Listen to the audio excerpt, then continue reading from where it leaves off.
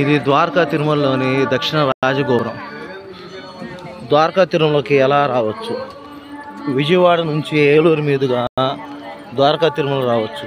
విజయవాడ నుంచి ఏలూరుకి, అక్కడ నుంచి ద్వారకా తిరుమలకి బస్సులు డైరెక్ట్గా ఉన్నాయి.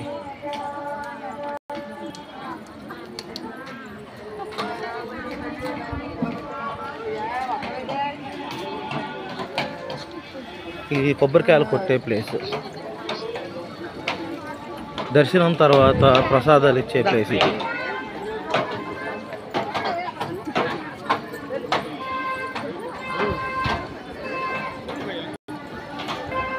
ఇక్కడ గోడ మీద ఆర్చ్ ఎక్కుతున్నారు.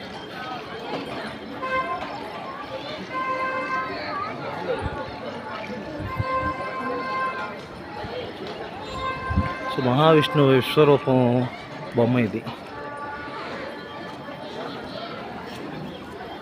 ఈ కనిపించేది మండపానికి దారి. ఈ మండపం చాలా పెద్దగా ఉంది. ఎంతమంది అయినా కూడా ఈ మండపంకి ఇరుకుగా అనిపించదు. ఇక్కడ ఎవరన్నా డొనేషన్స్ ఇస్తే ఇవ్వచ్చు.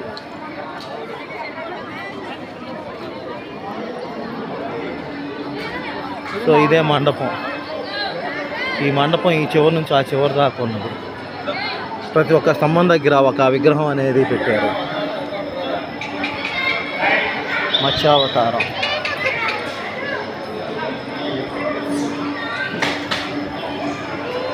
కలికి అవతారం, శ్రీకృష్ణ అవతారం,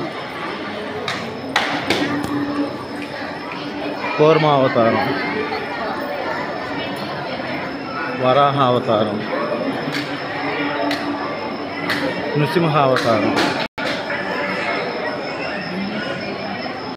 వామన అవతారం, పరశురామ అవతారం, రామ అవతారం,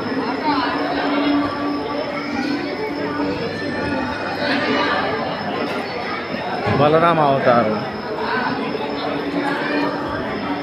శ్రీకృష్ణ అవతారం, కలికి అవతారం. ఇది తూర్పు గోపురం. ఈ గోపురం నుంచి బయటకు వస్తే ప్రసాదాలు ఇక్కడ ఇస్తారు. సో మీరు చూస్తున్న క్యూ కాంప్లెక్స్ ఉచిత క్యూ కాంప్లెక్స్ అండ్ 200 రూపాయల క్యూ కాంప్లెక్స్.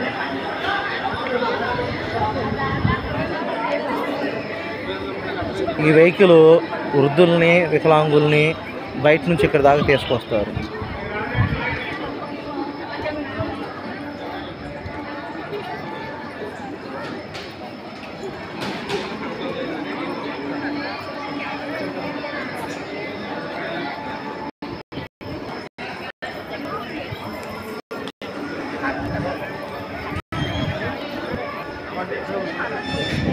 సో ఈ గుడికి 4 గోపురాలు ఉన్నాయి. ఇది తూర్పు గోపురం, అది దక్షిణ గోపురం, ఇది ఉత్తర గోపురం, ఈ లోపల నుంచి కనిపించేది పడమర గోపురం.